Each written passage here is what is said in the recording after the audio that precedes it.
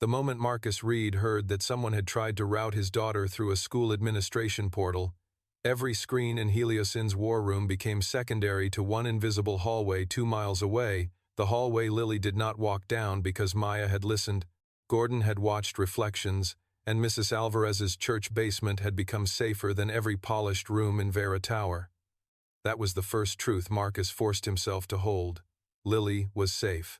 Not theoretically safe, not corporate safe, not safe inside a sentence legal could soften, but physically with Maya and Gordon, 2 blocks from Street Bridget's side entrance, holding Mr. Hopper and probably pretending not to be scared because she thought bravery helped him work. Marcus put one hand flat on the table and breathed once. Then he looked through the glass at Adrian Voss, seated in the legal holding room, calm hands folded, expensive suit unwrinkled, expression almost patient. Voss did not need to hear the call to know what had happened.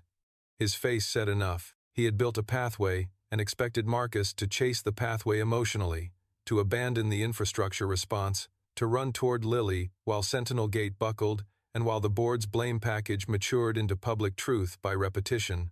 The trap was not the attempted pickup itself. The trap was the father. "Nobody moves," Marcus said. The room obeyed too quickly, and that told him how frightened they were. Cassandra stood beside him, her face pale in a way he had not seen, even when Pike's governance override appeared on screen. "Marcus, we need to send security to the school." No Heliosin security near my daughter's school. No company badges, no black cars, no one who makes frightened teachers think this is a custody dispute." Cassandra swallowed the objection. "Then police?" "Not yet." Legal counsel looked startled. "Marcus, an unauthorized pickup attempt involving a minor is exactly why we do not turn it into a spectacle before we know who made the request and what record they planted." He pointed at Aaron. "Freeze any connection between Heliosin employee dependency files and external school, benefits, payroll, emergency contact, or family support systems. Read, only preservation first. No deletion, no cleanup, no heroics." Aaron's fingers moved. "Freezing external family, data interfaces. Do not call them family. Data interfaces again," Marcus said coldly. "Call them what they are. Routes to people." Aaron nodded, ashamed. Routes to people frozen. Marcus turned to Cassandra. "You call the school principal from your personal phone, on speaker, with me listening. You do not say crisis. You do not say breach. You say there may have been an unauthorized administrative request using Heliosin's name and that Lily Reed is safe with her father's approved caregiver. You ask them to preserve all logs, camera footage, call records, visitor notes, and pick up authorization changes. You ask, not command." Cassandra already had her phone out. "Name, Principal Helen Brooks, BS 118. Office manager is Mrs. Dana Bloom. She is sharper than half your board." Cassandra dialed. The room waited. Marcus watched Voss through the glass while the call rang. Voss did not look away. That bothered him more than if Voss had smiled. A man who smiled wanted you to notice confidence. A man who simply watched wanted you to imagine what he knew. The call connected. "P.S. 118. This is Dana Bloom." Cassandra glanced at Marcus. He nodded. "Mrs. Bloom, this is Cassandra Vale, CEO of Heliosin Systems. I'm calling with Marcus Reed present. There may have been an unauthorized early pickup request involving Lily Reed and the use of our company name. Lily is safe with a caregiver approved by Marcus. We need your help preserving records." The office manager's voice changed instantly. "I knew that call was wrong." Marcus closed his eyes for half a second. "Good. God bless suspicious office managers." He stepped closer to the phone. "Mrs. Bloom, it's Marcus. Mr. Reed, where is Lily?" "Safe, not at school." "Good, because someone called claiming to be from your employer and said you had been involved in an emergency incident and that a company family liaison named Claire would pick her up. I refused because you always write pickup changes in blue ink on paper, never over the phone, and because the caller pronounced your daughter's name like a calendar entry." Marcus felt Cassandra look at him. He ignored it. Did they send anything electronically? Yes. A portal update request. It appeared legitimate for about 30 seconds, then vanished from my normal screen. I printed the confirmation before it disappeared because I do not trust disappearing paperwork. Marcus opened his eyes. Mrs. Bloom, I could kiss your printer. You could fund a new one instead. This one jams like it, has personal trauma. The tension in the room shifted for one impossible heartbeat. Even Noah exhaled something close to a laugh. Marcus said, "Please place that printout in an envelope. Write the time across the seal. And do not let anyone from Heliosyn, Voss Meridian, or any law firm take it, unless I personally confirm with the toaster password." Mrs. Bloom paused. The toaster password? Lily will know it. Good enough. I'm also locking Lily's file from front desk changes. Principal Brooks is here. Do you need her? Yes. A new voice joined, older, firm. Mr. Reed, Lily is safe? Yes. Then I will preserve everything. Do you want school safety notified? Marcus looked at Cassandra, then at Aaron's screen. Quietly. Internal staff only. No assembly announcement. No one calls Lily's classmates' parents. No one lets a stranger create a story before we know what happened. Principal Brooks said, "Understood." Cassandra added, "Heliosyn will provide a written preservation request within 10 minutes. Marcus shook his head sharply. Cassandra corrected herself. Marcus Reed will provide the request, and Heliosyn will countersign without altering it. Better, Marcus said. Mrs. Bloom returned to the phone. Mr. Reed? Yes. The portal request used your old apartment address, not the current one above the laundromat. Marcus went still. Say that again. Old address, the basement unit in Queens, the one you used when Lily was in kindergarten. His mouth went dry. That address was not in Heliosyn's current HR file. It was not in the school's current file. It was not in Lily's medical coverage documents. It was from before Heliosyn, before Cassandra, before Sentinel Gate, before he had shortened his resume and buried the name Orion under years of quiet work. Marcus looked at the sealed Reed Legacy folder on Aaron's screen. Thank you, Mrs. Bloom. Preserve the printout. Do not discuss the old address with anyone. He ended the call himself. For a moment, no one spoke. Then Cassandra said, That address came from Orion. Marcus nodded once. Yes, Voss didn't just prepare this overnight. No. He carried a file on you for years. Marcus looked through the glass. Voss finally smiled, very slightly. Not victory. Confirmation. Marcus turned to Aaron. Open the Reed folder index fully. Still not contents. I want creation dates, modification dates, linked certificates, archive sources, and external references. Aaron worked in silence. The index expanded. File dates reached back 7 years. Some were imported from Legacy Crisis archives. Some updated after Marcus joined Heliosyn. Some updated last night. Cassandra read the dates and whispered, Why would Voss monitor a mid-level programmer for years? Noah answered before Marcus did, voice low with dawning recognition, because Marcus wasn't a mid-level programmer to them. The room turned. Noah swallowed, then kept going. Orion Exchange didn't collapse because one rogue architect sabotaged it. That was the public story. But engineers talked, quietly. The rumor was that the architect found a trust-routing flaw and tried to delay the launch. Leadership launched anyway. After the failure, the architect disappeared from the industry. Marcus looked at him. Rumors do not help people unless someone is willing to sign them. Noah looked ashamed. I wasn't there. No, but you were here. The words landed, and Noah accepted them. Cassandra faced Marcus. Were you the architect? Marcus glanced toward the empty wellness room where Lily had been an hour earlier. I was one of 3. What happened to the others? His face hardened. One signed the company's statement, and now works in private risk compliance. One fought and lost his house before settling. I refused the statement, so they gave the story my face. Legal counsel looked down at his notes, as if they had become evidence against his profession. Cassandra's voice was barely steady. And Lily's coverage? Marcus did not answer immediately. The war room did not deserve this story, but the crisis did. After Orion, Lily's specialist coverage was reviewed twice in 1 month. My landlord received inquiries about lease stability. A journalist found my old address before my mother did. A crisis consultant told me privately that a signed statement would make certain pressures disappear. Cassandra closed her eyes. Voss.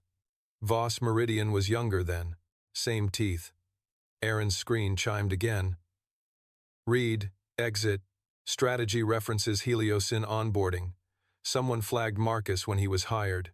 Cassandra's eyes snapped open. Who? Aaron scanned the index. Initial flag from Voss Meridian background. Risk memo. Copied to board advisory archive. Howard Pike acknowledged. Blaine was copied later when Marcus joined Sentinel's back-end integrity team. Blaine made a sound. Everyone looked at him. He sat rigid, face pale. I didn't know about Lily. Marcus turned slowly. But you knew about Orion. Blaine's silence answered. Cassandra's voice cut across the room. Blaine. He looked at her, then at Marcus, and something collapsed in his face. Not guilt fully. Fear first.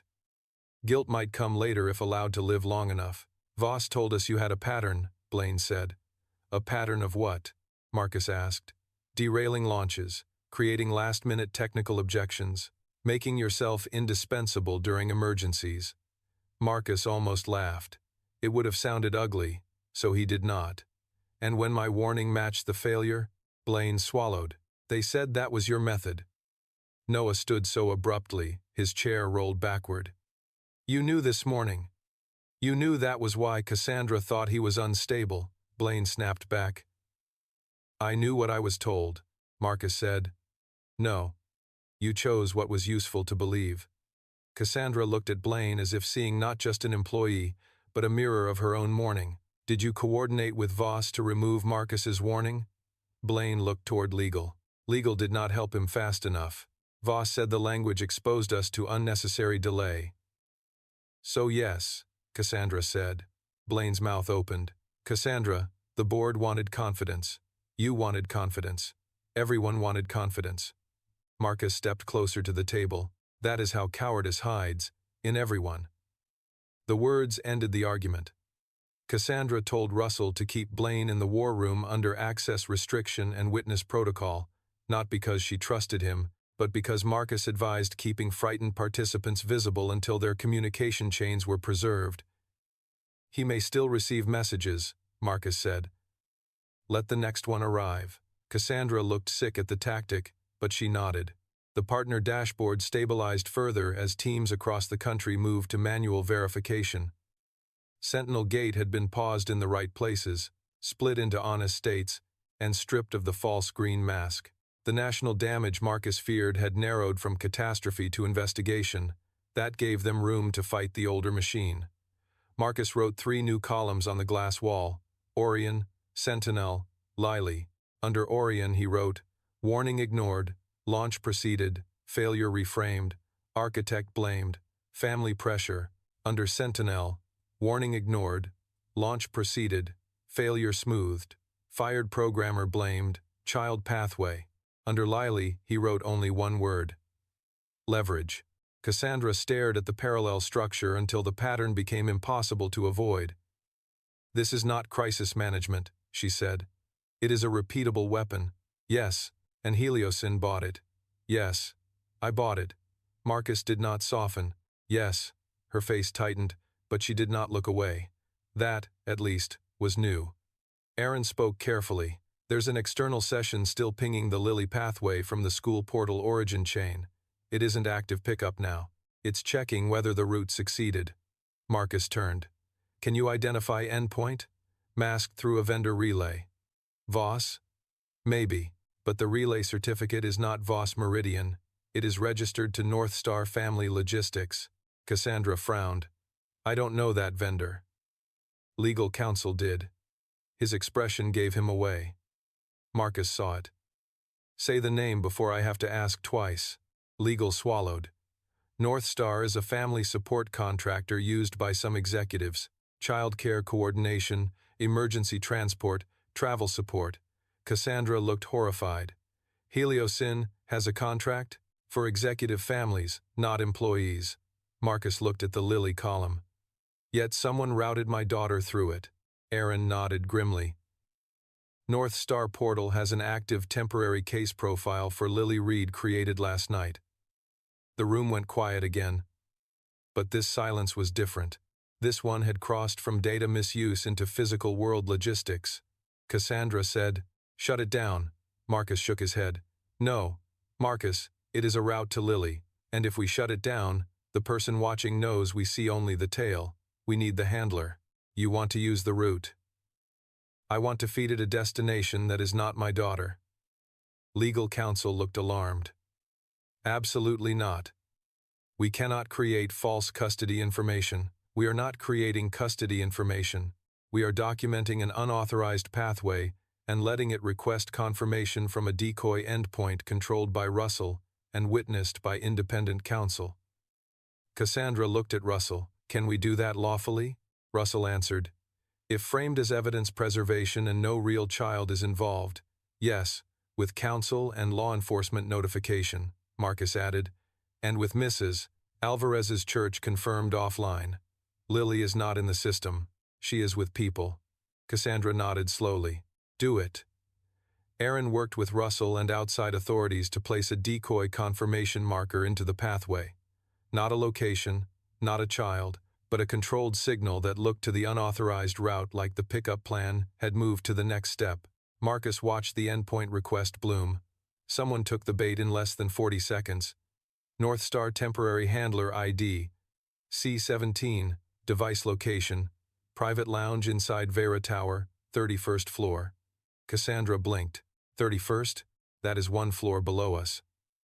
Russell was already moving. "What's on 31? Marcus asked. Cassandra answered, "Investor hospitality suites, family lounge for executive guests, private catering." "Of course," Marcus said, "a family logistics handler sitting inside investor hospitality while my daughter is routed from school. That is not Voss alone. That is someone who expected to move through the building as a guest." Russell's team reached the 31st floor quietly. Through the security feed, they saw a woman in a navy blazer sitting near a catering table, phone in hand, tablet open, a visitor badge turned backward. Not a villain with a scar, not a thug, a contractor with perfect posture and a branded tote bag, the kind of person schools trusted because she used words like coordination and care. She looked up when security approached, smiled professionally, then saw the second officer filming the tablet and stopped smiling. Russell's voice came over radio. "Handler detained, tablet active, no child present, evidence preserved." Marcus asked, "Name?" A pause. "Claire Donovan." Cassandra frowned. "I know that name." Legal counsel said, "North Star Senior Coordinator." Aaron pulled the record. "Claire Donovan received a temporary case file last night from Voss Meridian with board sponsor authorization." "Pike?" Cassandra asked. "No," Aaron said slowly. "Sponsor field shows Cassandra Vale." Cassandra went still. Marcus looked at Aaron. "Device fingerprint?" Aaron checked faster this time. "Same boardroom tablet. Same stolen executive certificate." Cassandra's mouth tightened. "So Pike used my certificate twice." Marcus looked at the governance column. "Or someone wants us to think Pike used it." Cassandra stared at him. "After everything?" "Especially after everything. Once a guilty man is visible, every other guilty person tries to hide inside his shadow." Russell's radio crackled again. "Claire is asking for Marcus Reed. Says she was told Lily's father consented but would deny it if questioned.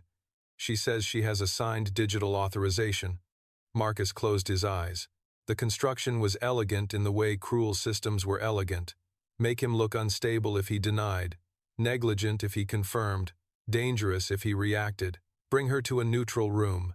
Not legal holding, not war room. Somewhere with windows. Cassandra frowned. "Why windows? People who think they were doing administrative work panic less when the room does not look like interrogation." "You think she's a victim?" "I think she is a node. We find out whether she is a willing one." 10 minutes later, Claire Donovan sat in a small glass meeting room with Marcus, Cassandra, Russell, and an independent outside counsel listening remotely. Claire was in her 30s, composed by training but shaken at the edges. Her blazer was immaculate. Her hands were not. They twisted around each other under the table. Marcus sat across from her, not beside Cassandra. He placed a printed photo of Lily face down on the table, but did not show it.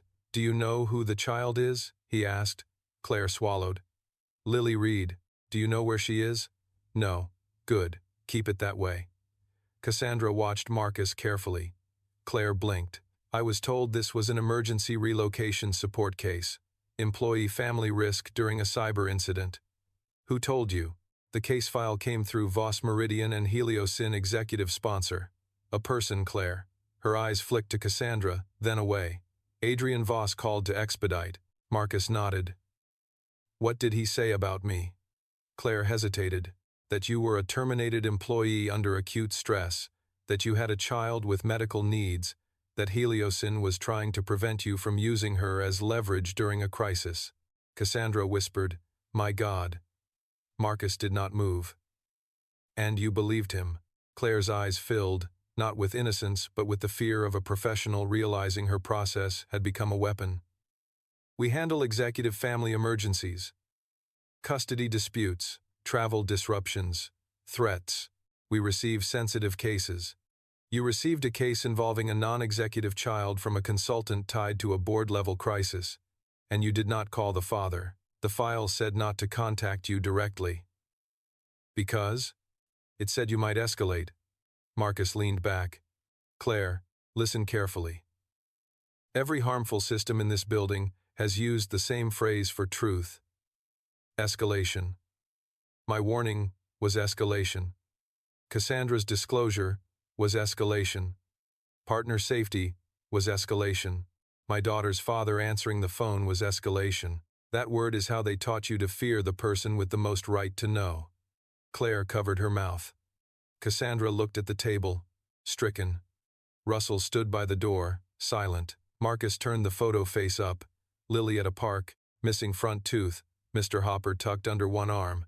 "This is not a case file," he said. Claire began to cry. "I didn't know. You knew enough to avoid knowing more." She flinched. The sentence was crueler than comfort, but kinder than letting her hide. "Now you can help. Who receives confirmation when the route succeeds?" Claire wiped her face. "Voss. North Star Operations. The sponsor contact." "What sponsor contact?" She looked at Cassandra. "The executive sponsor profile listed your private assistant channel." Cassandra stiffened. "My assistant did not." Marcus raised a hand. "We verify." Aaron, listening through the line, pulled the channel. Private assistant channel was cloned. Messages routed to a hidden forwarding address. Owner? Unknown, but domain linked to Vale Family Office Archive. Cassandra's expression changed. "Family office?" Marcus asked. "Who controls that?" "My father's old trust administrator. After his death, Pike managed transitions. Another corridor, another shadow." Marcus wrote in his notebook, "Vale Family Office, Pike, Voss, North Star, Orion address." Claire leaned forward, desperate now. "There's another thing. The case file had a destination." Marcus's eyes snapped up. "Where?" "Not the school. The school was pickup origin. Destination was listed as an executive family safe suite." Cassandra said, "We have no active family safe suite in Vera Tower." Claire shook her head. "Not here." "Where?" Marcus asked. Claire's voice dropped. "The Orion Foundation building." The room seemed to lose air. Cassandra looked from Claire to Marcus. "Orion Foundation?" Marcus's face had gone still. "It was supposed to be dissolved after the exchange failure." "It wasn't," Claire whispered. "North Star still has it in secure destinations." Marcus stood slowly. The past was no longer under the floorboards. It had found the elevator. Cassandra stood too.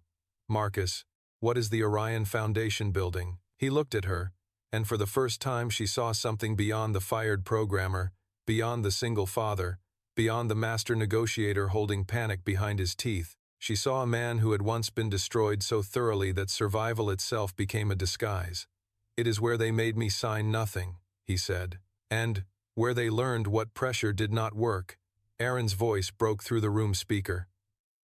"Marcus, the Reed Legacy folder just unlocked one file automatically after Claire named Orion Foundation." Marcus turned toward the war room. "Which file?" Orion, hearing, summary.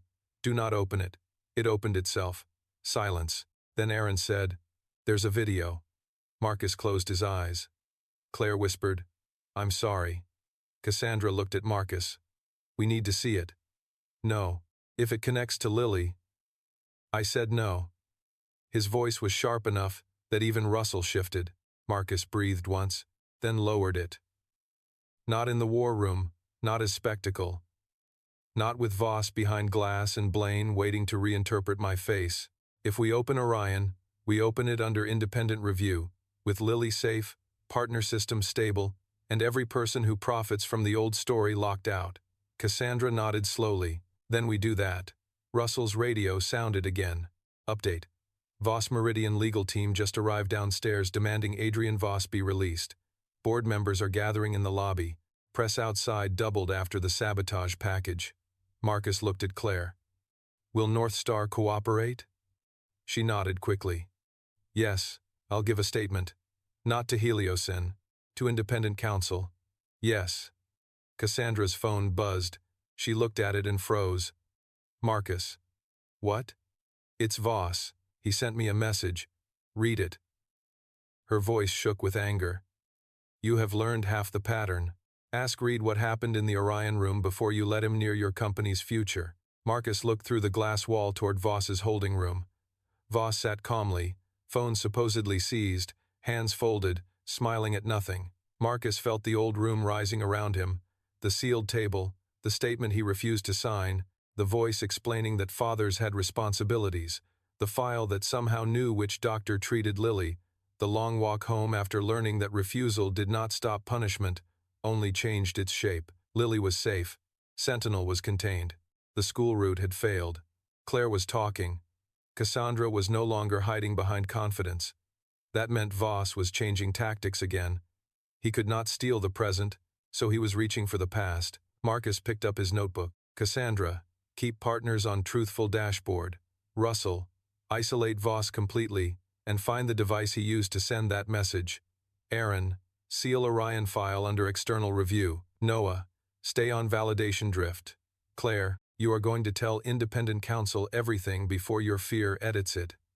Legal, draft nothing about me without my approval, or I make your first draft public. I am leaving this room for 5 minutes. Cassandra stepped forward. Where are you going? To call my daughter. Marcus, not because I'm breaking, because she needs to hear my voice before Voss tries to make my past louder than it. No one stopped him. He walked into the small server-side quiet room, closed the door, and called Maya. Lily answered. Dad? Hey, Star, are you okay? He looked at the dark server racks, at the blinking lights that did not know they were inside a war. I'm in the direction of okay. Mrs. Alvarez says that is not an answer. Mrs. Alvarez is correct. A pause. Then Lily said, the bad people tried to send someone to school. They did. But I wasn't there. No. Because you asked better questions. His throat tightened. Because a lot of people finally did. Are they going to say bad things about you? He closed his eyes. How did she always find the center? Yes, they may. Are they true? Some things may sound true because they use pieces of old pain. That doesn't make the story true. Lily was quiet. Then she said, you told me not to let Scared drive. I did. Are you letting Scared drive? Marcus looked through the small window at the war room beyond, where Cassandra stood beneath the ugly dashboard, where Voss waited behind glass, where the file that had haunted him for 7 years now sat sealed instead of hidden. No, he said. Good, Lily replied. Then drive better than them.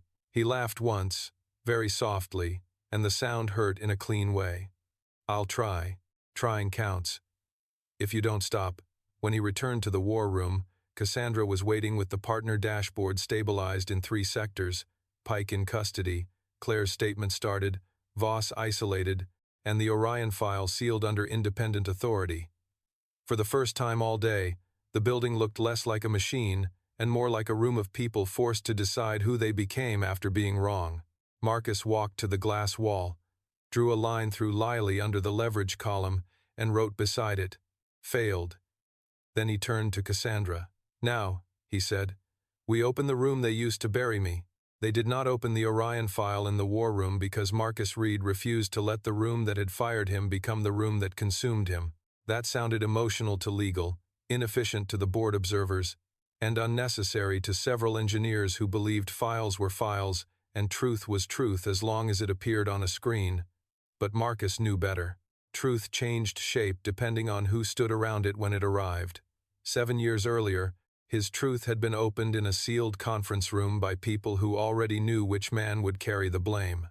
They had called it review. They had called it governance. They had called it responsible narrative control. By the time Marcus walked out of that room, the story had been cleaned, polished, and sharpened until it could cut him without showing blood. He would not let that happen again. So Cassandra Vale ordered a clean review room created on the 24th floor.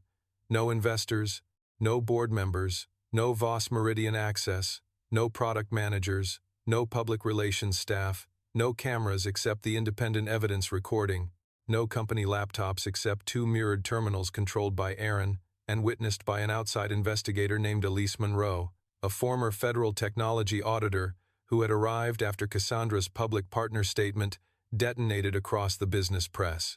Marcus insisted that Maya join by secure audio from Mrs. Alvarez's church basement because documentation had earned a seat. He insisted Gordon confirm Lily's safety in plain words before any file opened. At 2:06 p.m., Gordon's voice came through the room speaker, low and steady. "Lily is with Maya and Mrs. Alvarez. Side room of Street Bridges. Doors watched. No company devices.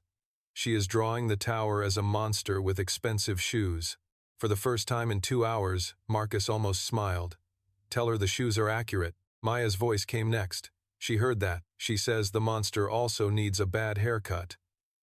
Noah, standing near the back of the clean room with red eyes and a laptop he was no longer hiding behind, let out a nervous laugh.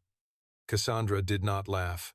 She was watching Marcus with the expression of a CEO who had finally understood that emergency authority was not the same as moral authority. "Ready?" she asked. Marcus looked at the sealed file queue. Orion, hearing, summary, read, exit, strategy, sentinel, authorship, dispute, child, coverage, leverage, emergency, blame, pathway, final, 5 names, 5 doors, 1 life he had locked behind them because rent, medicine, school lunches, and Lily's breathing had mattered more than clearing a name no one powerful wanted clean. "No," he said. "Open it anyway." Elise Monroe leaned toward the evidence terminal. "For the record, present in clean review are Marcus Reed, Cassandra Vale, Noah Patel, Aaron Feld, Russell Kane, counsel Stephen Marr, myself as independent technology auditor, with Maya Chen and Gordon Ellis connected by audio as external witnesses. Board Chair Howard Pike is secured pending investigation. Adrian Voss is isolated pending external counsel review. The file is being opened from a mirrored evidence copy, not original media." Marcus appreciated her exactness. Exactness did not heal, but it kept knives from wearing gloves. Aaron opened Orion, hearing, summary. The screen did not begin with code. It began with a video frame, a conference room with gray walls, a long black table, and a younger Marcus sitting alone on one side in a blue shirt with sleeves rolled to the elbows. He looked thinner then, sharper in the face, less tired around the eyes but already carrying the same careful stillness. Across from him sat Adrian Voss, younger but unchanged in the places that mattered, a woman from Orion's legal team, Howard Pike with darker hair and the same dead smile, and another man Cassandra recognized before anyone said his name. Her hand went to the table. "My father." Marcus did not look at her. On screen, Julian Vale sat at the far end of the Orion room with a silver pen in his hand, not leading the meeting, not officially. Men like that did not need to lead to own, Cassandra whispered. "He told me he was only a passive investor in Orion," Marcus said. "He was very active when it came time to decide who would be blamed." The video audio began with the flat clarity of an old room that thought it would never be judged by anyone except the people inside it. Younger Marcus was speaking. You launched after written refusal from 3 systems architects, after 2 failed simulation windows, after the municipal payroll test produced stale authorization, and after I warned that the public status layer could display trust without verification. The failure was predictable. Voss's younger voice responded gently, as if soothing a difficult patient. Marcus, nobody disputes that there were launch complications. What we are discussing is your insertion of an unauthorized holdback protocol. It was not unauthorized. It was the last safe state fallback approved in the architecture review before your team removed it from executive briefing. Howard Pike leaned forward in the video. The board cannot accept that a single architect had the power to interrupt a national financial routing product during market entry. Younger Marcus looked at him. Then the board should not have sold a product whose safety depended on ignoring the people who understood it. Cassandra closed her eyes. The line was almost identical to the one he had used that morning with her. Not because he had been dramatic, because the machine had repeated. Julian Vale spoke then, smooth, paternal, lethal. Marcus, you are young, brilliant, and understandably emotional. The public cannot parse architectural nuance. What they can understand is that a safeguard behaved unpredictably. The responsible path is a joint statement. Orion leadership acknowledges design complexity. You acknowledge overreach in attempting unilateral delay, and we protect all parties from deeper damage. Younger Marcus said, protect all parties or protect investors? Voss smiled in the video. Those are not enemies. They are when the truth is expensive. In the clean review room, Cassandra opened her eyes and stared at her father's younger face as if watching him die a second time, but this time without dignity. The video continued. Legal slid a document toward younger Marcus. He did not touch it. Pike said, if you refuse, you expose yourself to civil action. Julian Vale added softly, and instability has consequences beyond courtrooms. Children need stable insurance, stable housing, stable routines. Marcus in the present did not move, but everyone in the room felt the temperature change. Maya's voice came through audio, small with fury. They said children even then. On screen, younger Marcus's face changed in a way that made present Marcus look away for the first time. He had not shouted. He had not stood. He had simply become still enough to frighten the table. Do not mention my daughter again, younger Marcus said. Voss leaned back. No one is threatening your daughter. You are using her as punctuation. Elise Monroe paused the video only long enough to record the timestamp, then let it continue. Legal counsel in the old video said, Mr. Reed, refusal to sign may complicate your benefits continuity. Younger Marcus looked at each of them. Voss, Pike, Julian Vale, legal. Then the record should show that Orion Exchange launched against architect objection, failed as predicted, and is now attempting to convert a safety warning into a misconduct narrative through family pressure. Pike said, this meeting is privileged. Younger Marcus answered, not from God. Noah covered his mouth with one hand, not in amusement but pain. Cassandra stared at Marcus. You said no. Marcus's voice was flat. I said no, and they still blamed you. They had the room. I only had the truth.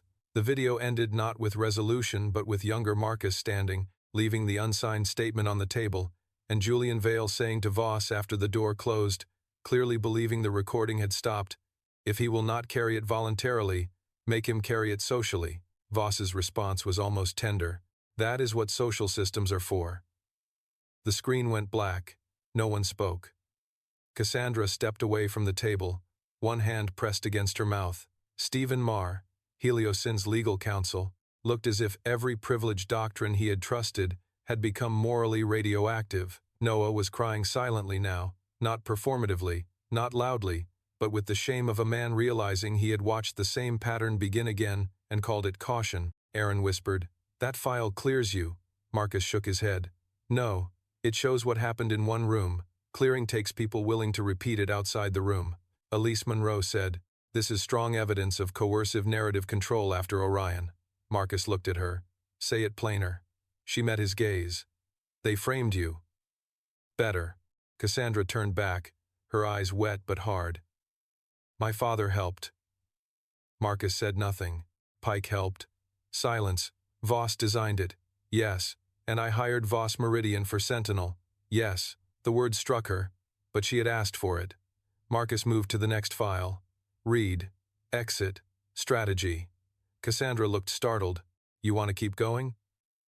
Voss is not done. Pike is not done. Sentinel is contained but still fragile. Lily is safe because we moved faster than their route. We keep going while truth has momentum. Aaron opened the index first, then the file under Elise's supervision. Read, exit, strategy was not one document. It was a playbook. Marcus watched it assemble on screen, as if someone had turned his last 7 years into a set of menu options: portray as unstable genius, emphasize single-parent stress, reference Orion dispute, question financial pressure, imply possible retaliatory access, prepare child welfare concern if subject becomes publicly combative, offer private settlement only after public credibility reduction. Cassandra made a sound that was almost nausea. Maya's voice came from the speaker, shaking. They made being poor into evidence, Marcus said. That is cheaper than making evidence into evidence. Noah stepped forward. Blaine saw this? Aaron checked the access log. A shortened brief, not the whole playbook. He saw unstable genius, Orion dispute, last-minute objection pattern, possible retaliatory access. Noah turned toward the door as if he might go through it and shake Blaine by the shoulders. Marcus stopped him with one word. Noah. Noah froze. He helped them. Yes, I looked away. Yes. What do I do with that? Marcus pointed to the Sentinel dashboard visible on a side monitor. You build the clean version, then you testify when asked why the dirty one existed. Noah nodded, broken enough to be useful. Cassandra said, Open the authorship dispute. Marcus's eyes moved to her. Why? Because Sentinel was built from your integrity framework, wasn't it? Aaron looked at Marcus, then at the file name, then at the old diagnostic harness on Marcus's laptop. The architecture signatures match, Aaron said softly. I noticed, but thought it was because you worked on the backend. Marcus looked at the screen for a long moment. Sentinel Gate began as a small independent recovery project after Orion, people. Not a product, a way to prove trust systems could show uncertainty honestly instead of hiding it. 3 years ago, Heliosin acquired a distressed codebase through a shell development firm. I joined later because I recognized pieces of my own architecture inside Sentinel and wanted to know what they had turned it into. Cassandra absorbed that slowly. You joined Heliosin to watch what happened to your own stolen work? I joined to keep it from hurting people. Why didn't you tell me? Marcus's laugh was quiet and empty. Cassandra, this morning you fired me for warning you in plain language. Imagine how you would have reacted if the fair. No. Not fair. Predictable. Aaron opened Sentinel, authorship, dispute. The file showed acquisition memos, shell company transfers, early architecture diagrams, and an internal Voss note. Read, derived uncertainty framework successfully absorbed. Remove visible attribution risk before strategic launch. Monitor subject if hired or contacted by competitors. Cassandra read the note twice. They knew. Marcus said, yes. Heliosin's core trust layer came from your post-Orion framework. A version of it. And they stripped out the honest uncertainty display. Because honest uncertainty makes bad demos, Aaron whispered. Sentinel was supposed to show uncertainty from the beginning. Marcus nodded. A trust system that cannot admit uncertainty is not a trust system. It is a confidence machine. Cassandra sat down for the first time. Not elegantly, heavily. We sold a confidence machine. You launched one, Marcus said. You can still choose what it becomes after today. Elise Monroe marked the evidence chain and asked the question nobody else wanted to ask. Mr. Reed, did you retain any ownership rights to the uncertainty framework? Stephen Marr looked up sharply. Cassandra did too. Marcus pulled his old notebook from his bag and placed it on the table. Yes. The room shifted around the notebook as if it were suddenly alive. Filed provisional, under a nonprofit systems safety project after Orion, he said. Never commercialized, never enforced. I did not have the money to fight shell companies, and Lily needed coverage more than I needed a lawsuit. Cassandra stared at the notebook. You could own the thing we built our company around. No, Marcus said. I could own enough truth to stop you from pretending you built it cleanly. That was more frightening to the room than money. Money could be negotiated. Truth had a way of demanding structure. Cassandra looked at Elise. Preserve this as evidence, not Heliocyn property. Stephen started to object out of reflex, then looked at Marcus and stopped. Small growth. Ugly but real. Then Aaron opened child, coverage, leverage, because Marcus told him to, not because anyone wanted to. The file contained old benefits inquiries after Orion, notes on pediatric specialist dependency, landlord pressure windows, school pickup vulnerabilities, and updated Heliocyn records merged through the stolen executive certificate. It did not contain a dramatic threat. It contained something worse. Administrative cruelty made modular. Checkboxes, risk scores, dependency levels, suggested pressure sequence. Lily had been reduced to continuity leverage, first at age 1, then at age 8. Cassandra stood again and walked to the window. Her reflection in the glass looked ghost-like. My father's signature is in the original coverage memo, she said. Marcus did not ask how she knew. Some family sins had handwriting. He did not know Lily, Marcus said. No, Cassandra whispered. He knew power. Maya's voice came through, thick with anger. Lily wants to know if the bad file is about her. Marcus closed his eyes. Tell her it is about people who confused her with paperwork. A pause. Then Maya said softly, she says paperwork is stupid. Tell her she is correct. Another pause. She says you are also stupid if you do not eat the granola bar she put in your bag. Marcus opened his bag and found it in the front pocket, crushed but intact. He stared at it like it was a message from a country that still existed. Tell her I'm eating it. She says she wants audio proof. For the first time all day, Marcus smiled with his whole face. He opened the wrapper near the microphone. Lily's distant, satisfied voice came through. Good. The room let the moment pass without touching it. Then Russell entered the clean review room with a sealed tablet in an evidence bag. We found the device Voss used to message Cassandra. It was hidden inside a legal folio passed by one of his attorneys downstairs. External counsel has been notified. Device is powered but isolated. Marcus's smile vanished. Recent activity? Russell nodded. One outgoing message to Cassandra. One failed attempt to reach Pike. One scheduled packet still pending. Aaron looked up. To where? Russell placed the sealed tablet under the evidence camera. Aaron connected it through an isolation box. The pending packet destination appeared. Orion Foundation Building. Secure archive endpoint. Cassandra looked at Marcus. They're still trying to reach Orion. Marcus nodded. Because Orion is where the full pattern lives. Then we go there, she said. No, Marcus replied.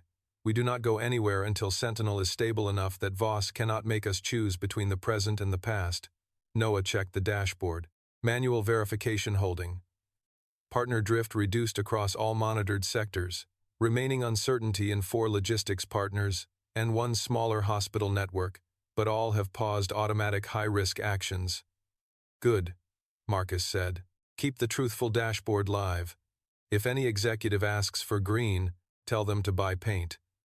Cassandra almost smiled despite everything. Then Aaron's terminal chimed with a new alert. The scheduled packet just changed destination. To? Marcus asked. Aaron's face went pale. It's not going to Orion Foundation anymore. It's going to public release. What is in it? Russell checked the device index. Looks like a video clip from the Orion hearing. Cassandra said, The one we watched? Aaron shook his head. Different clip. Edited. Marcus did not need to ask. He knew. Voss would release a piece of the old hearing, trimmed to make younger Marcus look angry, unstable, perhaps threatening. Pair it with the current sabotage claim. Pair it with Lily's pathway. Pair it with a frightened market. Old guilt wearing new clothes. How long? Marcus asked. 6 minutes. Stephen Marr said, Can we block it? Aaron answered, Maybe, but if we tamper with the device packet, chain of custody gets messy. Marcus shook his head. We don't block it. Cassandra turned sharply. Marcus. We answer before it speaks. With what? He pointed at the full Orion hearing, the unedited room. Stephen looked alarmed. That includes privileged material, threats, your daughter's coverage.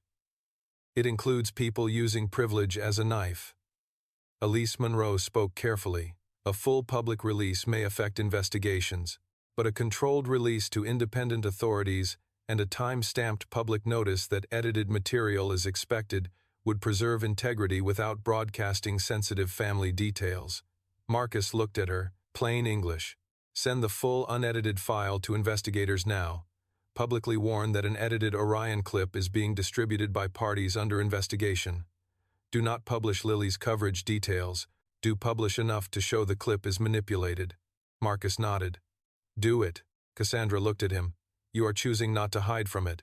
No, I am choosing the room where it gets judged. She recorded the second public statement of the day, this time shorter, colder, and more dangerous to Voss, because it was no longer a CEO trying to survive embarrassment. It was a witness naming a pattern. Heliocin has preserved evidence that parties connected to Voss Meridian are attempting to distribute edited material related to a prior infrastructure failure known as Orion. The unedited record has been delivered to independent authorities. Any edited release should be treated as potentially misleading pending review. Heliocin will not participate in blaming individuals through manipulated fragments. She sent it with Marcus standing beside her but off camera by his choice. 2 minutes later, Voss's edited clip hit the first business journalist. 1 minute after that, Elise Monroe's office confirmed receipt of the full file. The edited clip still circulated, but it was wounded before it ran. Comments began splitting. Former Orion employees began posting carefully worded statements, then less carefully worded ones. A retired municipal technology director wrote, "We always suspected Orion ignored warnings." A former engineer wrote, "Reed was not rogue, he was early." Another wrote, "Voss Meridian buried us too." Marcus watched the old story begin to crack, not in one dramatic explosion, but like ice under steady pressure. Cassandra watched with him. "They're speaking because you did." "No," Marcus said. "They're speaking because the room changed." Noah said from the dashboard station, "Sentinel partner status, no new false approvals in the last 12 minutes. Manual verification holding. We are ugly but stable." "Ugly but stable is a good system state," Marcus said. Maya's voice came in. "Lily says that also describes your apartment." Marcus let out a quiet breath that might have been a laugh. Then Russell's radio cut through. "Adrian Voss is requesting to speak with Marcus." Cassandra immediately said, "No." Marcus said, "Yes." "Marcus, he is manipulating everything."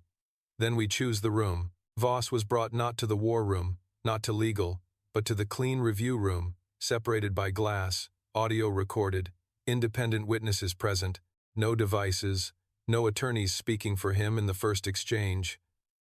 He sat with the same grace he had carried all day, but the beautiful stillness had thinned around the eyes. He looked at Marcus and smiled. "You always were difficult to bury." Marcus sat opposite him, not close to the glass, not far. "You always confuse burial with silence." Voss glanced at Cassandra. "Your CEO has discovered morality at a very expensive moment." Cassandra answered before Marcus could. "And you discovered my father was easier to use than I am." Voss smiled wider. "Time will tell." Marcus leaned forward slightly. "Why keep Orion alive?" Voss tilted his head. "Because patterns are valuable. Patterns or people? People are patterns with better lawyers." Elise Monroe's pen stopped for half a second. Marcus continued, "You prepared Lily's pathway before Sentinel failed." "You assume I prepared it. I assume you profited from the person who did." "Careful. You are emotional where she is concerned." Marcus nodded once. "Yes." That answer seemed to disappoint Voss. He had expected denial. Marcus gave him none. "I am emotional about my daughter. That is why I build procedures around her, instead of pretending emotion is absent. You, on the other hand, build procedures to exploit emotions you claim not to have." Voss's smile faded a fraction. "And yet here you are, in a building that fired you, saving people who mocked you, preserving a company that stole from you, because you cannot resist being necessary. Marcus looked at Cassandra, Noah, Aaron, Maya's audio line, the evidence table, the truthful dashboard beyond the glass. No, I am here because systems do not get better when the people who see the flaw walk away forever. Voss leaned in. Then answer this, Marcus. How many times will you save rooms that would destroy you if the lights turned green again? Marcus did not answer immediately. That was the first honest question Voss had asked, though he had asked it as poison. As many times as there are people outside the room who did not choose the lie, Marcus said. Voss studied him. Hero language. No, maintenance language. Cassandra looked at Marcus then, as if she finally understood why he had not wanted the head chair. Voss changed tactics. Orion Foundation still holds the original partner archive. You will need access. I can provide it. In exchange for? Context. You mean immunity? I mean survival for everyone. Marcus shook his head. You are not the only door anymore. For the first time, Voss's eyes sharpened with true interest. Marcus opened his notebook and turned it so Voss could see one line he had written from the evidence chain. North Star, Vale Family Office, Pike, Voss, Orion Foundation. Claire gave us North Star. Pike gave us governance keys. Cassandra gave us the authority trail. Former Orion engineers are speaking. Sentinel partners are preserving logs. Your edited clip failed to outrun the full room. You are not a door, Adrian. You are a hallway with lights turning on behind you.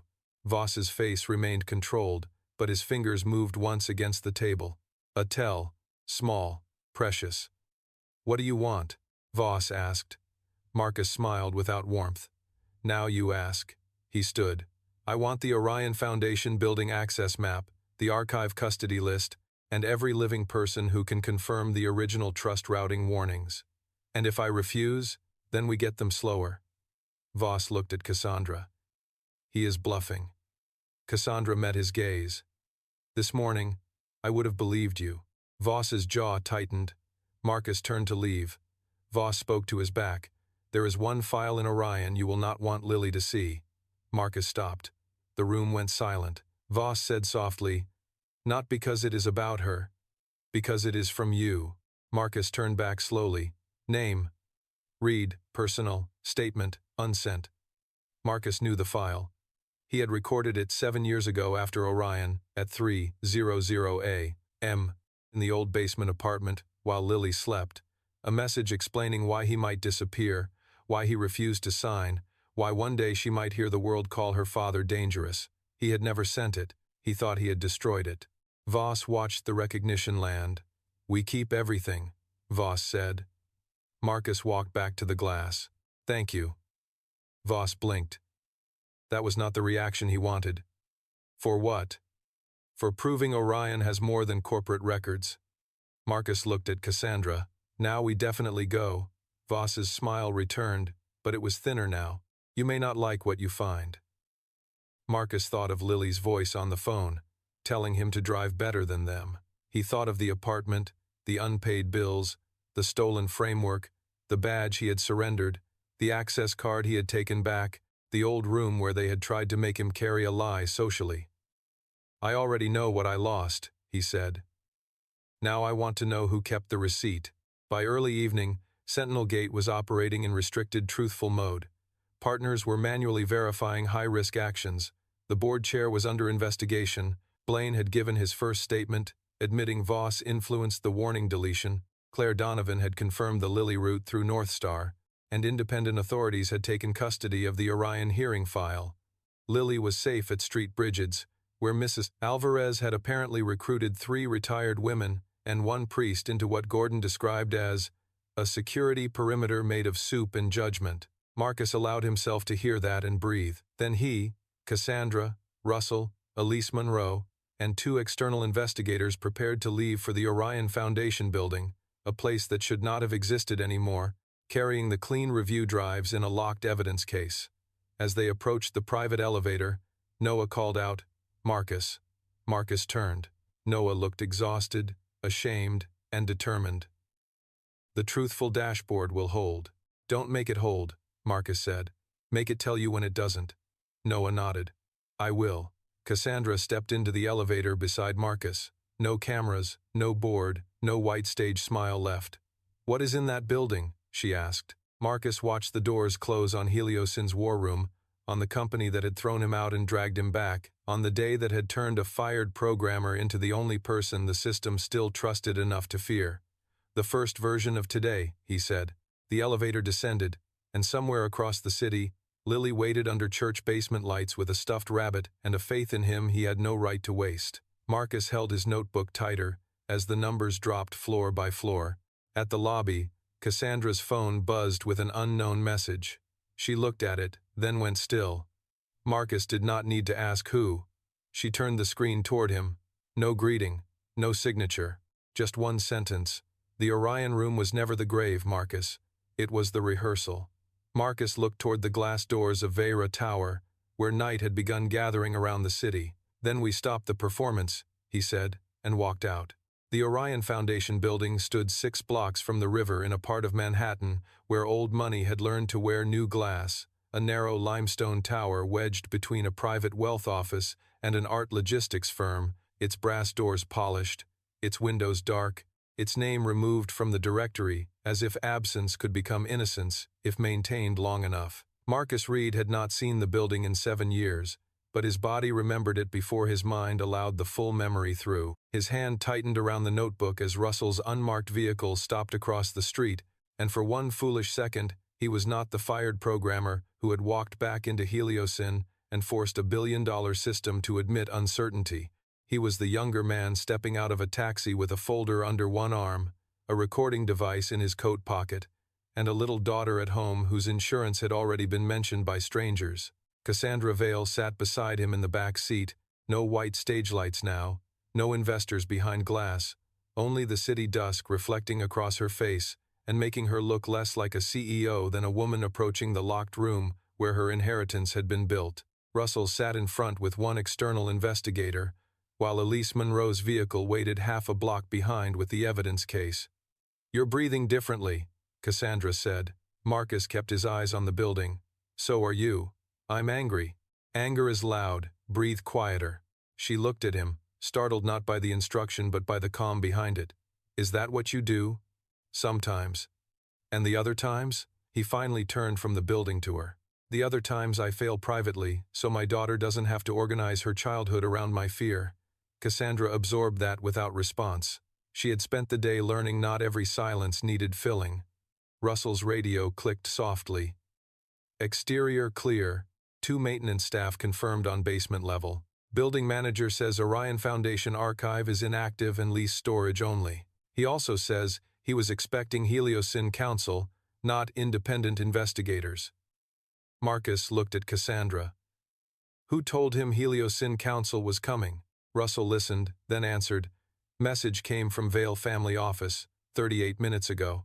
Cassandra's jaw tightened. That means someone knew we were coming before we left Heliosin. Of course they did, Marcus said. The building is not the archive. The expectation is the archive. Cassandra frowned. Meaning? Meaning we were supposed to arrive as a company trying to retrieve damaging records. Counsel first. Executive control. Family office framing. If we had come that way, anything we touched could be called self-serving. Elise's voice came through the secure line from the second car. Then we proceed as independent evidence entry. Heliosin does not lead. Vale family office does not control access. Russell documents exterior. I document custody.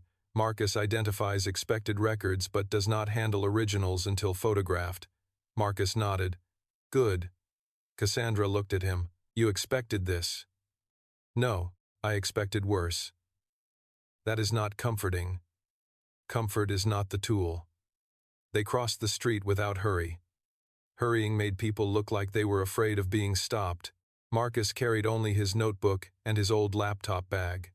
Cassandra carried nothing, because Marcus had told her executives carrying evidence cases looked guilty even when they were not. At the brass doors, a building manager in a charcoal coat waited with the miserable politeness of a man who had been told 10 minutes earlier that the powerful people involved were more complicated than advertised. Miss Vale, he began, then saw Elise holding credentials behind her and corrected himself. Miss Monroe. Good. The room was already changing. Elise introduced the entry record, the purpose, the preservation request, and the fact that Heliosin's CEO was present as a witness, not as controlling party. Cassandra did not object. The manager led them through a lobby that smelled faintly of waxed stone and old paper. On the wall, there was no Orion logo, no mission statement, no donor plaque, only pale rectangles where frames had once hung. Marcus noticed the rectangles and stopped. When were those removed? The manager blinked. I'm sorry? Marcus pointed. Frames. There were 3 here. 1 mission statement, 1 founder list, 1 civic partnership award. When were they removed? The manager looked uneasy. Before my time. Check maintenance records. Elise glanced at him. Relevant? Marcus kept looking at the wall. If they cleaned the walls but kept the files, they thought optics mattered more than evidence. If they removed frames recently, someone prepared the room. Russell photographed the pale rectangles. The manager's unease deepened. Archive access is downstairs. No, Marcus said. The manager stopped. Pardon? The official archive is downstairs. The room we need is upstairs. Cassandra looked at him sharply. How do you know? Marcus looked toward the elevator. Because 7 years ago, they took me downstairs first so I would think the archive was there. Then they took me upstairs to the hearing room because rooms above lobbies feel less like basements and more like judgment. The manager looked to Elise now, not Cassandra. Elise said, We will inspect both. They took the elevator to the 9th floor. It opened on a corridor so quiet that even Russell's shoes seemed rude. Half the lights were off. Conference rooms lined the hallway, their glass walls frosted, their nameplates removed. Marcus walked past the first 3 without slowing. At the 4th door, he stopped. The frosted glass was clean, but at eye level there was a small scratch, a crescent-shaped mark where, 7 years earlier, he had pressed a ring against the glass while trying not to shake. He had forgotten that, or he had buried it so deep it had become part of the architecture in his mind. This one, he said. Russell photographed the scratch before touching the door. The key card reader was inactive, but the manager produced a physical key after Elise recorded its number. The door opened with a soft click. The room inside was smaller than memory and colder than it should have been. Gray walls, long black table, 12 chairs, a dark screen on one end, empty water glasses in a cabinet. No dust. That mattered. Rooms abandoned for 7 years, gathered dust. Rooms quietly maintained, gathered secrets. Cassandra stepped in behind Marcus and stopped. This is the room from the video. Marcus nodded. He did not sit. He would never sit in that room again unless he chose the chair. Elise documented the entry. Russell checked for active devices and found 2, a climate sensor that did not need network access but had it, and a hidden media relay inside the wall behind the screen. Aaron, connected remotely from Heliosin's clean review station, came through the earpiece. The media relay is pinging externally, same family as the Voss tablet relay, but older firmware. Marcus looked at the screen. Do not disconnect. Isolate and mirror traffic. Aaron said, Working. Cassandra stood near the far end of the table, where her father had sat in the video. She placed one hand on the chair back, then removed it, as if the wood burned. He sat here and let them threaten your daughter. He did more than let them. Yes, she whispered. He did. The building manager hovered in the doorway. Marcus looked at him. Who has maintained this floor? A private vendor. Cleaning quarterly. Climate check monthly. Paid by? The manager checked a tablet. Vale Family Continuity Trust. Cassandra closed her eyes. My father's trust. After his death? Marcus asked. The manager nodded. Payments continued automatically. Elise looked at Cassandra. Who administers that trust now? Cassandra's face hardened. Howard Pike until last quarter, then transitioned to Vale Office Counsel. Russell said. Pike kept the room alive. Marcus looked at the hidden relay behind the screen. No, Pike kept the bills paid. Voss kept the room useful. Aaron's voice returned. Traffic mirrored. Relay received a wake command 12 minutes ago. From where? Heliosin legal holding floor. Cassandra turned sharply. Voss. Russell spoke into his radio. Confirm Voss status. A pause. Then Russell's face darkened. Legal holding reports Voss is still physically present. No device is found on him after secondary sweep. Marcus did not look surprised. Then he has a person. Cassandra said, inside Heliocyn, inside every system that was taught he was risk management. Elise opened the evidence case and removed a portable scanner. We need physical records. Marcus walked to the cabinet beneath the screen. It was locked. The manager did not have the key. Marcus did not ask him to keep searching. He crouched beside the cabinet and ran his fingers under the lip. Then along the side panel, then to the back left foot. There, taped beneath the cabinet, was a small magnetic key case. Russell photographed it before Marcus touched it. Elise recorded the moment. Cassandra watched as if the room itself had begun confessing. Marcus opened the case and found a brass key. You knew? Cassandra asked. I watched Voss retrieve it once when he thought I was too angry to notice. You were angry? Of course. I just did not let it drive. He unlocked the cabinet. Inside were 3 sealed binders, 2 archival drives, a stack of printed transcripts, and a small gray envelope with his name handwritten across it, read personal statement. His breath stopped before he could prevent it. Cassandra saw. Is that the unsent file? Marcus did not touch it. Maybe. Russell photographed every shelf. Elise assigned evidence numbers. Only after the drives and binders were bagged did Elise slide the envelope into a clear sleeve. Mr. Reed, do you want this sealed separately? He wanted to burn it. He wanted to open it alone. He wanted to pretend the handwriting did not look like his own because of course it did not. He had typed the message, not written that envelope. Someone else had labeled the ghost. Seal it separately, he said. Family sensitive. Cassandra nodded toward Elise. Not Helios in custody. Agreed, Elise said. Marcus's phone buzzed. Maya, he answered. Lily wants to know if the old building has monsters. Marcus looked around the gray hearing room. Tell her yes, but they are mostly paperwork. Maya relayed it. Lily's distant voice came back faintly. Paperwork is stupid. Marcus smiled faintly. I told them. Maya's voice lowered. Are you okay in there? Marcus looked at the chair where he had refused to sign. No. A pause. Maya said. That may be the most reassuring answer you've given all day. Why? Because it sounds like yours. He looked at Cassandra, who had turned away to give him privacy and was pretending not to listen. Tell Lily I found the room. Tell her I'm not staying in it. She says good. He ended the call. Aaron's voice cut in again. We have a problem. The hidden relay just received a second wake command and attempted to push archived media to an external live endpoint. Blocked? Marcus asked. Mirrored and contained for now, but it attempted to send a file named read statement cut. The envelope on the table felt suddenly heavier.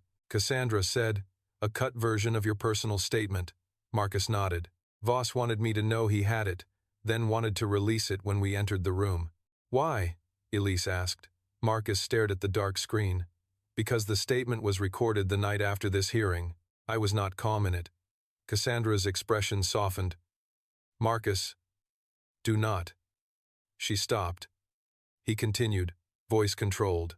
I recorded it for Lily, in case Orion's legal threats took everything. I was angry. I was frightened. I said things about the people in this room. I said I did not know whether the truth mattered if everyone powerful agreed to lie. Edited correctly, it can make me sound unstable, vindictive, dangerous. Cassandra said, then we release context first. Marcus shook his head. No, we do not release my private message to my daughter unless necessary. Elise agreed. Family. Sensitive material can remain sealed. We can document attempted misuse without publishing contents. Cassandra looked relieved. Marcus did not. Voss would not rely on one route. Aaron, search for other copies of Reed statement cut. Aaron typed from Heliocyn. Checking known relays. Voss tablet mirror. North Star packet. Family office archive. One partial copy in Voss tablet cache. One full copy staged in Orion relay. Contained. Unknown if external copies exist. Marcus walked to the far window. Outside, the city had turned blue with evening. Somewhere below, People ordered dinner, complained about traffic, answered emails, kissed children, trusted green lights. Inside the room, 7 years had reopened without asking if he had time. Cassandra joined him, not too close. "I keep wanting to say I'm sorry," she said. "Then don't. Because it isn't enough? Because you keep wanting the sentence to do work only choices can do." She accepted that like a verdict. "Then I'll ask what choice comes next." Marcus looked back at the evidence table. The full Orion archive goes to Elise and independent authorities. Heliosyn receives copies only after integrity, hash, and custody record. Vale family trust payments are frozen. Pike's authority remains suspended. Voss Meridian's contract terminated with cause. Evidence preserved. Sentinel Gate stays in restricted truthful mode until partner review signs off. North Star route to Lily becomes part of child protection and data misuse investigation. Cassandra nodded slowly. "And you?" "I go pick up my daughter." "After this? Soon?" "Not immediately?" He looked at the gray envelope. "Not yet." Cassandra followed his gaze. "You need to see the full statement. I need to know what weapon he thinks he has." "Alone?" He shook his head. "No, alone is how they made the first room work." Elise arranged it with unusual care. The original Reed personal statement was kept sealed. The archived digital file was opened on an isolated terminal, full version only. No edits, no export, no transcription without Marcus's approval. Present: Marcus, Elise, Cassandra, Russell, and Maya, by audio because Lily was asleep now in Mrs. Alvarez's side room after insisting she was not tired for 20 straight minutes. Marcus stood rather than sit. The video opened in the old basement apartment, grainy, dim, lit by a cheap lamp. Younger Marcus sat at a kitchen table that looked too small for the weight on it. Behind him, a baby monitor glowed. His eyes were red. His voice, when it came, was raw in a way present Marcus had spent 7 years sanding away. "Lily, if you ever see this, it means I could not stop them from making me look like someone I am not." Present Marcus turned his face away, but did not tell Aaron to stop. Younger Marcus continued, "You are too little to understand any of this now. Maybe you will be older when someone tells you your father was angry, difficult, dangerous, proud. I was angry. I am angry right now. I am so angry I can barely breathe, but anger is not the same as guilt. They launched a system after we told them not to. They are asking me to sign a story that makes their decision look like my overreach. I will not sign it. Maybe that is stupid. Maybe a smarter father would sign anything to keep the insurance clean and the rent stable. If one day you think I chose truth over you, I need you to know I was trying to choose a world where people like them do not get to use children to make fathers lie." Cassandra covered her mouth. Maya's audio line remained silent, except for one small breath. Younger Marcus looked down, then back at the camera. "If I lose work, if we have to move, if things get hard, it is not because you were too much. You have never been too much. You are the part of my life that proves systems are supposed to protect real people, not abstract value. I don't know if truth wins. Tonight I don't even know if truth survives, but I want you to know I did not give them your name. I did not trade your future for my silence. I love you more than my reputation, more than my career, more than any room that calls itself powerful. And if the world calls me dangerous because I refuse to help it lie, I hope one day you ask who benefited from calling me that." The video ended. No one moved. Marcus stared at the blank screen. He had feared the file for 7 years without remembering what fear had hidden. Not madness, not threat, not instability, but a love so desperate it had sounded like a wound. Voss had planned to cut it into something ugly. Of course he had. There was nothing men like him hated more than a private truth that made their public story small. Maya's voice came through first, trembling. "Marcus." He swallowed. "Yes. One day she should see the full version." He closed his eyes. "Not today. No, not today." Cassandra's voice was barely audible. "He thought this would destroy you." Marcus looked at the screen. It might have. In the wrong room. Elise marked the file family. Sensitive, attempted manipulation documented, content sealed. Cassandra stepped away and made a call to terminate Voss Meridian's authority across every Heliosyn system and notify partner firms of evidence misuse. This time she did not ask legal how to make it sound less damaging. She asked Elise how to make it harder to bury. Marcus walked back into the hearing room alone for exactly 1 minute, because that was all he allowed himself. He stood behind the chair where younger Marcus had sat and looked at the empty seat across from him where Voss, Pike, and Julian Vale had once turned pressure into procedure. "You failed," he said quietly, "not to the room, not to the dead, not even to Voss, to the story." Then he left. In the lobby, Russell received confirmation that Voss's attorneys had filed an emergency petition claiming unlawful detention and reputational harm. Elise received confirmation that Federal Technology Oversight had opened a preliminary inquiry into Orion and Sentinel Gate. Noah called from Heliosyn to say Sentinel's restricted, truthful dashboard had been adopted by all critical partners for the next 72 hours. Aaron reported that no new, unauthorized family route pings had appeared. Maya texted a photo of Lily asleep in a church basement chair, Mr. Hopper under her chin, Mrs. Alvarez's soup thermos visibly on the table beside her. Marcus looked at the image longer than anything else. Cassandra stood beside the Orion building's brass doors, watching him. "Go to her," she said. "What about Heliosyn? No system should need one exhausted father in the room every second to keep telling the truth." He looked at her. "That is the first thing you've said today that sounds like architecture." She almost smiled. "I learned from someone difficult. Careful, that word has a history. Then I'll use a better one." "Which?" "Necessary." He shook his head. "No, that's the trap." She understood, slowly. "Then what are you?" Marcus looked at Lily's sleeping face on his phone. "Responsible for what I understand, not owned by it." Cassandra nodded. "I'll hold the room until you come back." "Don't hold it. Change it." He stepped out into the night. Russell drove him to Street Bridget's without questions. The church basement smelled like soup, floor polish, and old hymn books. Mrs. Alvarez met him at the side entrance with a wooden spoon in one hand like a weapon and a look that suggested every billionaire in Manhattan would lose a fight if they tried to pass her. "Your daughter finally sleeps," she whispered. "If you wake her for drama, I hit you." Marcus nodded solemnly. "Understood." Maya sat at a folding table with Gordon, both exhausted, both watching the door even after he entered. He touched Maya's shoulder once, Gordon's once, not thanks enough but all he had before going to Lily. She was curled in a chair under a donated blanket, one sock half off, Mr. Hopper tucked beneath her chin. Marcus knelt beside her and let himself breathe like a father instead of a firewall. Lily's eyes opened halfway. "Did you beat the paperwork monsters?" she mumbled. "Some of them." "The tower monster?" "Still ugly." "Good. Good." She shifted, reaching for his hand. "Are we going home?" He looked around the church basement, at Maya sleeping with her head propped on one hand now that he had arrived. At Gordon, pretending not to do the same. At Mrs. Alvarez guarding soup like a sacred archive, at his daughter's safe because a chain of ordinary people had refused to behave like systems. "Soon," he said. "But tonight we stay where the monsters don't know the toaster password." Lily smiled with her eyes closed. "Emotionally unstable," she whispered. "Exactly." His phone buzzed. Cassandra.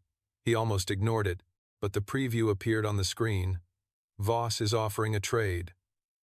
Marcus stared at the message, then carefully lowered the phone so Lily would not feel the change in his hand.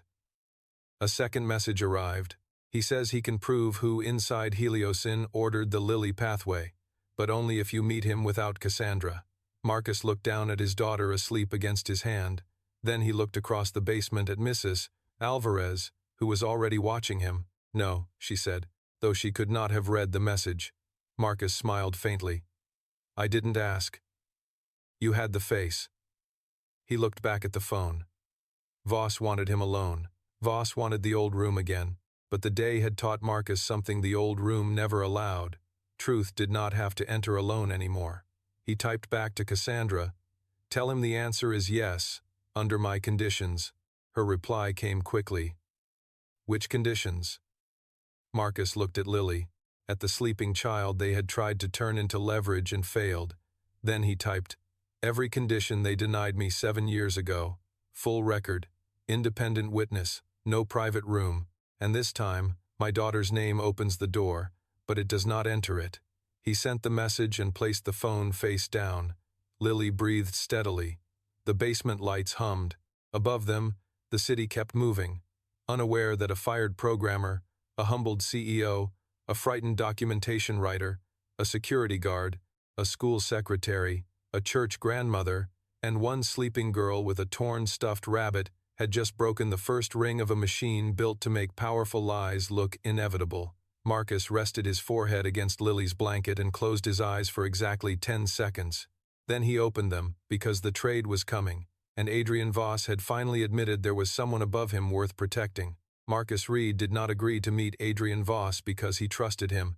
He agreed because a cornered architect of lies often revealed more by choosing the room than by answering the question. Voss wanted him alone, which meant alone was the one condition Marcus would never grant. By midnight, the meeting had been moved from Heliosyn's legal floor to the public oversight chamber inside the city technology ethics office, a dull municipal room with beige walls, old microphones, and fluorescent lights that made every expensive suit look cheaper than it wanted to be. Marcus liked it immediately. It had no stage, no investor glass, no private board chairs, no family portraits, no frosted walls, no clean table where men could threaten children and call it governance. Present in the room were Marcus, Cassandra Vale, Elise Monroe, Russell Kane, 2 federal technology oversight attorneys, 1 city infrastructure observer, and Adrian Voss, who had arrived with counsel but was told, before sitting, that no private offer would be discussed without full recording. Voss looked at Marcus with something almost like amusement. "You brought a government conference room to a knife fight." Marcus sat across from him, not at the head of the table. "No, I brought witnesses." Cassandra sat to Marcus's left, no longer dressed like a launch day monument. She wore the same white suit jacket, now creased at the elbows, with her hair pulled back less perfectly, and exhaustion had done to her what crisis sometimes did to powerful people when they survived the first wave without hiding. It made her face more human and less useful for marketing. Voss glanced at her. "Cassandra, you have placed your company's future in the hands of a man who is very good at making himself look principled while systems collapse around him." Cassandra's answer came without hesitation. "This morning I believed that sentence. It cost people safety." Voss smiled. "And now I understand who sold it to me." Marcus did not smile. He opened his notebook to a clean page and wrote 3 words at the top: offer, cost, proof. Then he looked at Voss. "You said you can prove who inside Heliosyn ordered the Lily pathway." "I said I can prove who ordered it." "Then say the name." Voss leaned back. "Names are expensive. So is prison." One of Voss's attorneys shifted. Voss lifted a hand slightly, and the attorney quieted.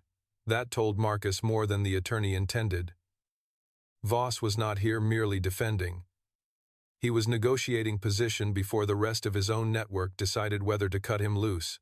The pathway was authorized through Cassandra's stolen certificate, routed by Pike's governance access, operationalized through North Star, and staged by my team after being informed that Mr. Reed might interfere with launch continuity.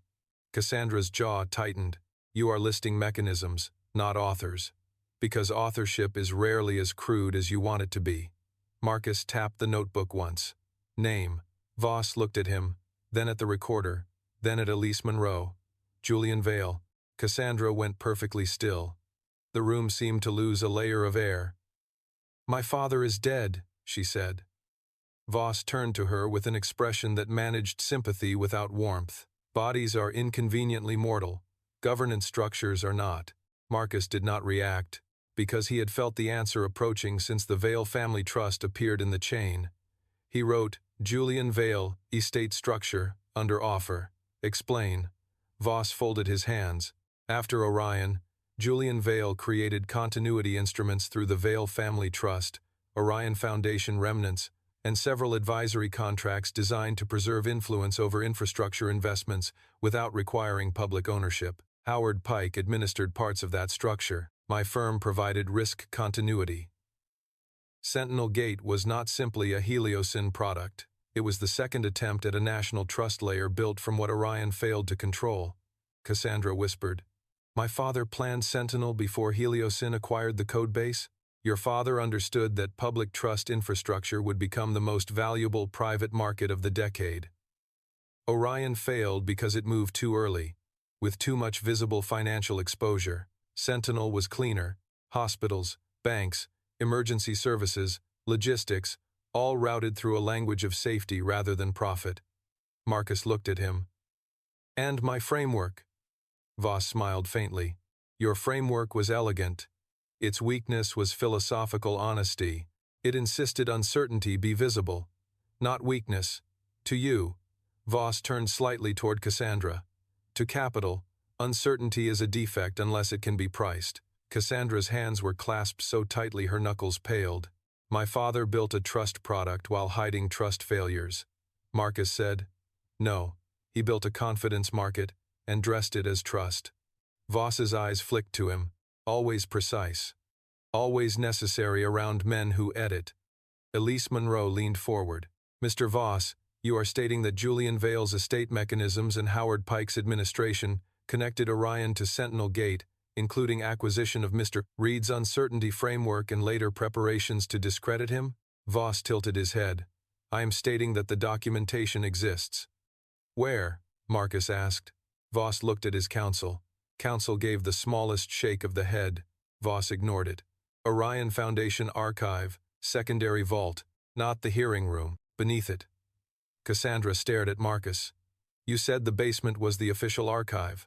Marcus nodded slowly. And the upstairs room was judgment. Voss smiled. You never saw the third room. There it was, the final room, the one built below both paperwork and judgment. Marcus wrote S.E. Condori Vault beneath proof. Access? 3 keys. Pike had 2 governance keys. Those opened the board archive and decoy controls. The Orion secondary vault requires 1 physical foundation key, 1 living trustee biometric, and 1 Voss Meridian continuity phrase. Russell spoke for the first time. Living trustee? Voss looked at Cassandra. She understood before he said it. Me, she whispered. You inherited more than you read. The sentence struck harder than an accusation because it was procedural. Cassandra closed her eyes, and when she opened them, her grief had become anger with structure. And the continuity phrase? Marcus asked. Voss smiled. That is what I am selling. In exchange for? Protection from being made the sole architect of a structure created by men wealthier than me, older than me, and more dead than me. Cassandra snapped. You tried to rout a child. Voss's eyes narrowed, the first visible crack in his composure. I executed a pressure protocol, authorized by governance instruments, Heliosyn inherited. Marcus leaned forward. Do not hide behind paperwork. You built the knife, named it protocol, and aimed it at my daughter. Voss held his gaze. And you built the framework that made Sentinel valuable. I built a framework to show uncertainty. And then you left it vulnerable to people willing to hide it. The room froze, but Marcus did not flinch. It was the first thing Voss had said that was cruel and useful. Marcus nodded. Yes. Cassandra looked at him. Marcus, he raised one hand. No, let that stand. I built something honest and did not protect it enough from dishonest people. That is not guilt for what they did, but it is responsibility for what I understand now. Voss studied him, and for the first time he seemed genuinely irritated. Shame did not work on someone who refused both denial and collapse. Marcus looked at Elise. Can we grant limited cooperation consideration in exchange for verifiable access, without immunity for actions involving Lily, Sentinel concealment, or evidence manipulation? Elise answered carefully. Authorities can document cooperation. Immunity is not mine to offer. A proffer could be arranged. Voss's counsel immediately said, We require written terms. Marcus stood. Then the meeting ends until written terms exist. Voss's smile returned too quickly. Walk away, and the vault stays closed. Marcus looked toward the door. Adrian, every room you built depends on people believing you are the only door. Today we learned doors can be walls, if enough people stop asking permission from them. Cassandra stood too. We will seek court authority for the trust instruments. Voss's eyes moved between them. He had expected desperation. He had found process. He said, The phrase is, confidence must precede consent. The room went still. Marcus wrote it down, though he hated giving the words space on paper. Cassandra looked sick. My father said that. Voss nodded. Often. No, she said, voice low. He taught me the opposite in public. Public language is for donors. Marcus closed his notebook. Now we have the phrase. Voss leaned back as if granting a gift. You still need the living trustee. Cassandra's answer was colder than anything she had said that day. You have her. They returned to the Orion Foundation building under authority Marcus trusted more than corporate urgency, independent warrant support, external custody, live audit recording, and 3 separate evidence mirrors.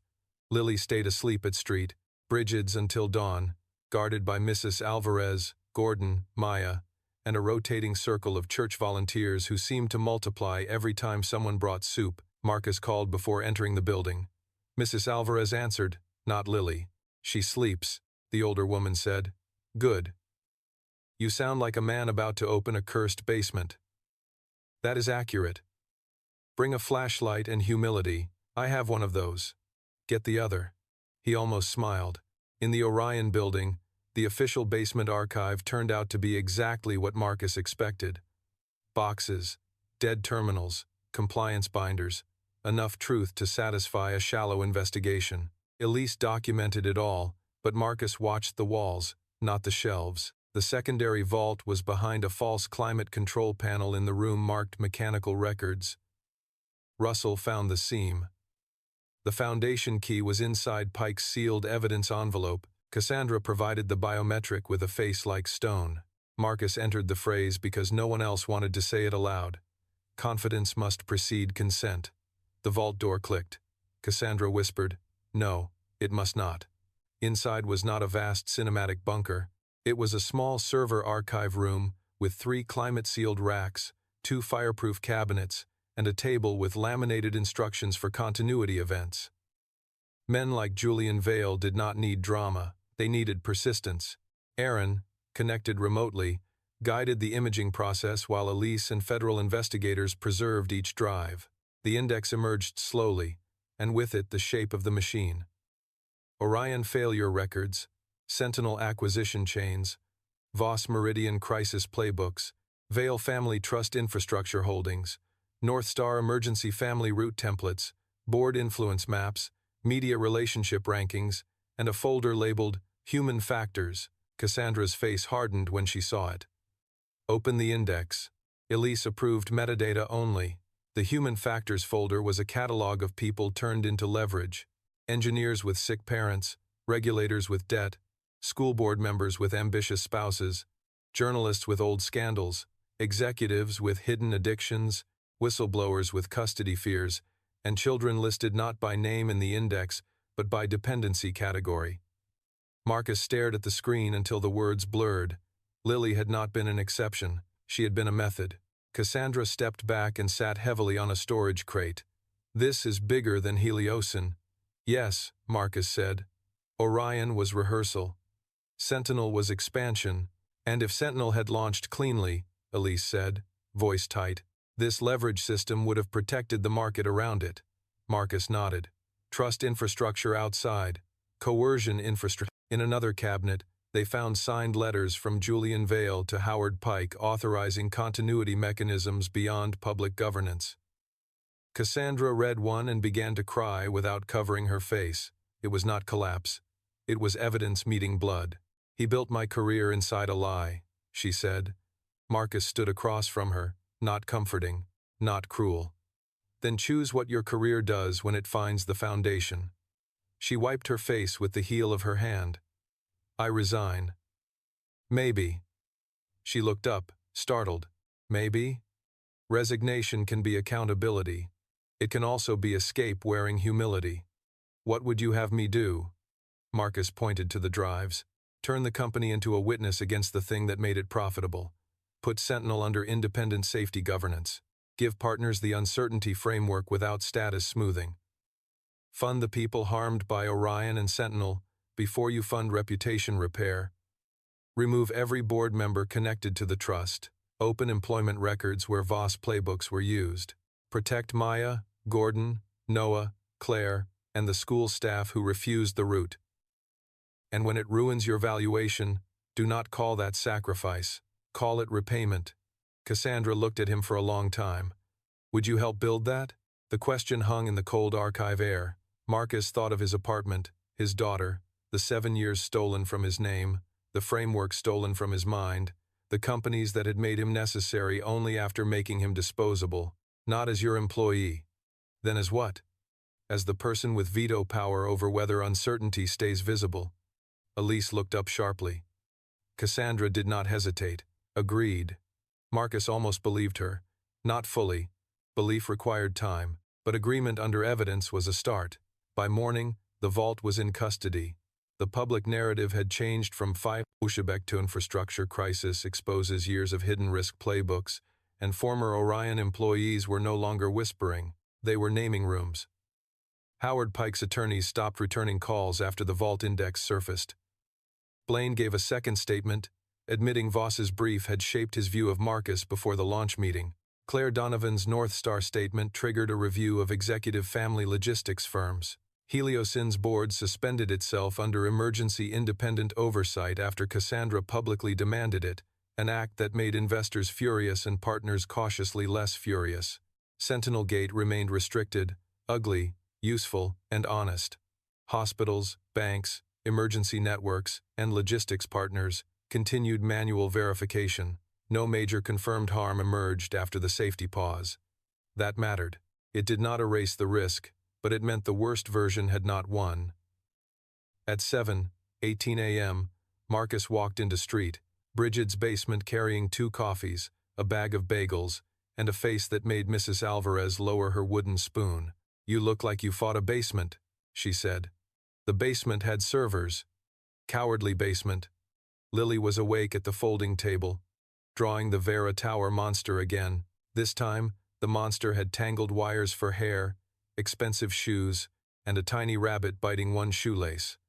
She looked up when Marcus entered, and for half a second she tried to be strong again. Then she ran to him. He dropped the bagels and caught her with both arms. She buried her face in his sweater. "Did they say bad things?" she asked. "Yes. Did people believe them?" "Some did." "Did you tell the better story?" He held her tighter. "We opened the room where the better story was hiding." She pulled back. "Did you win?"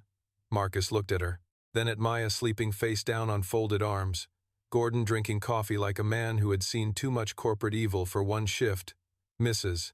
Alvarez pretending not to cry while reorganizing bagels, and the morning light entering through the basement window in one thin, honest stripe. "We stopped them from winning all of it," he said. Lily considered that. "That sounds like a grown-up win." "It is. Do we still have to pay rent?" He laughed, and it came out broken but real. "Yes, Star. The villains did not defeat rent. Rude." Very. 3 weeks later, Cassandra Vale stood before employees, partners, regulators, and press in the same Heliosin atrium where she had fired Marcus Reed, but the stage had been removed. No giant green map glowed behind her. In its place was a plain dashboard with 4 states: confirmed, delayed, uncertain, paused, ugly but stable. Honest by design. Cassandra did not call it a product relaunch. She called it a safety reconstruction. She named Julian Vale. She named Howard Pike. She named Voss Meridian. She named Orion. She named the warning Marcus had given before launch, and the fact that Heliosin ignored it. She announced an independent trust governance board with partner veto rights, public uncertainty reporting, whistleblower protection, a fund for Orion and Sentinel-affected parties, and the release of Marcus's uncertainty framework under a public interest license for critical infrastructure use. When she said Marcus's name, the room turned, but Marcus was not on stage. He stood near the side wall with Lily, Maya, Gordon, Noah, Claire, Mrs. Bloom from Lily's school, Mrs. Alvarez, and Mr. Hopper tucked under Lily's arm. Lily whispered, "Why aren't you up there?" Marcus said, "Because rooms need to learn without making one person the furniture." That is a weird sentence. It has been a weird month. Cassandra finished by saying, "A company that cannot show uncertainty cannot be trusted with trust. We learned that because the man we fired refused to let our lie become someone else's danger." She looked toward Marcus. And this time she did not ask him to come forward. That was the apology. Not enough, but real. 6 months later, Marcus did not return to Heliocyn as an employee. He became founding director of the Reed Lilly Public Trust Lab, a small independent group funded by settlements, partner contributions, and money Cassandra forced Heliocyn to spend before reputation consultants could rename it generosity. The lab audited critical infrastructure systems for one thing most companies still hated: whether they could admit uncertainty in time to protect people. Noah joined after resigning from Heliocyn and spent his first month building dashboards that refused to turn green unless validation was truly confirmed. Maya became the lab's documentation director and wrote the first rule on the wall: if it matters later, write it clearly now. Gordon handled physical trust protocols and still stood straighter whenever Lily entered the room, pretending Mr. Hopper was conducting inspections. Claire testified, lost her North Star position, and later helped write standards preventing family logistics systems from being used without direct guardian confirmation. Mrs. Bloom's printer became famous in 3 separate investigative reports and was replaced by anonymous donation, though she insisted the new one lacked character. Cassandra remained at Heliocyn under independent oversight for 1 year, long enough to dismantle the board structure, terminate the Vail Trust influence, and make the company smaller, poorer, and less dangerous. Then she resigned without a farewell video. On her last day, she came to Marcus's lab carrying a cardboard box and no assistant. Lily answered the door because she liked deciding which adults looked suspicious. "Do you have soup?" Lily asked. Cassandra blinked. "No." "Then why are you here?" Marcus called from inside. "Let her in, Star." Cassandra entered and placed a small envelope on Marcus's desk. "What is that?" he asked. "My father's last private share certificate tied to the Sentinel acquisition. It belongs in the restitution fund. You could have mailed it. I wanted Lily to see me bring it myself." Lily looked at Cassandra, then at the envelope. "Is it paperwork?" "Yes," Cassandra said. Lily sighed. "Paperwork is stupid."